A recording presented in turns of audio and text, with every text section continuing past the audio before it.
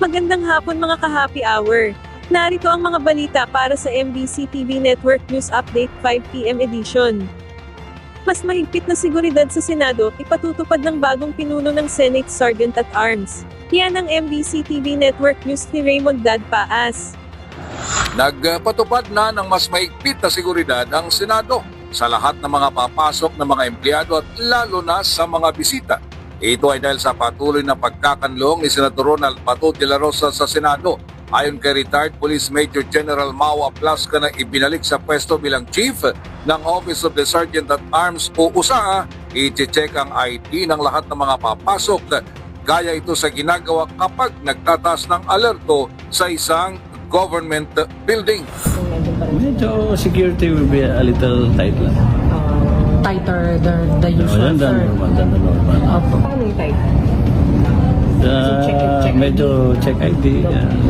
The usual stuff during elevated alert status. Kita sa mga pumapasok na mga sakyan sa Senate main entrance ang pagbabantay ng mga Blue Guards, ganoon din sa mga pasukan ng mga pedestrian. Dahil kagabi ay tiniyak na ng National Bureau of Investigation kay Senate President Alan Peter Cayetano na walang arestuhan na mangyari. Ngunit sabi ni Cayetano, ngayong araw ay ibang araw at kung muling mag-coordinate ang NBI para pumasok at arestuhin si Senator Bato, ay hindi nila papayagan. Samantalang sa 6th floor ng Senate building kung saan pinaniwala ang nagpalipas ng gabi si Senator Bato, ay nilagyan na ng harang at off-limits ito sa mga hindi taga roon at bantay sarado ng mga tawa ng USAA.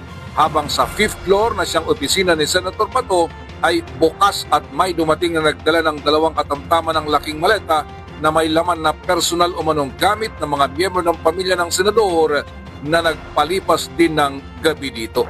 Para sa MBC TV Network News, ito si Raymond Advaz ng DZRH, una sa Pilipinas, una sa Pilipino.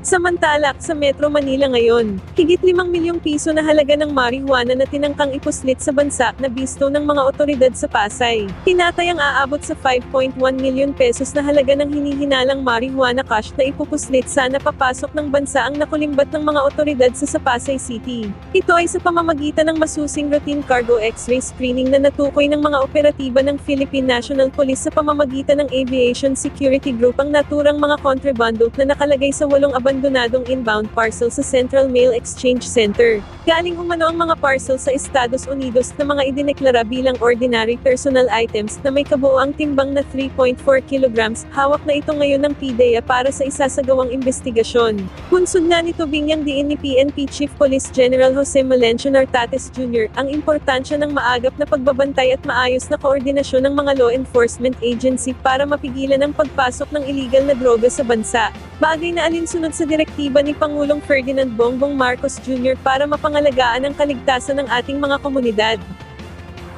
Ating alamin ang mga latest update mamayang alas 5:30 ng hapon sa programang Metro Manila Ngayon Afternoon Edition. At yan ang mga balita para sa MBC TV Network News Update 5 PM edition. Samahan ninyo kami bukas mula alas 9 ng umaga hanggang alas 5 ng hapon.